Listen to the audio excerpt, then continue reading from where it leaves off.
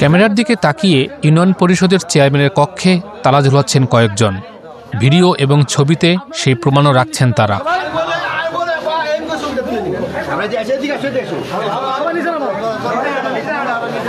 এই ঘটনা দিনাজপুরের নবাবগঞ্জের ৬ নম্বর ভাদুরিয়া ইউনিয়ন পরিষদের। এখানকার চেয়ারম্যান বাবুল আহসান কবির শামীম আওয়ামী লীগ থেকে ভোট করে জিতেছিলেন। নতুন ব্যবস্থা আসার পরও বহাল ছিলেন তিনি।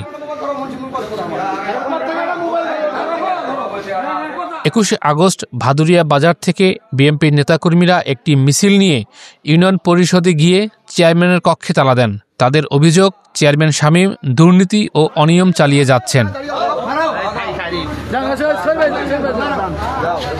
উপজেলা কৃষক দলের সাংগঠনিক সম্পাদক আনিসুর রহমানের উপস্থিতিতে স্থানীয় নেতাকর্মীরা তালা ঝুলান।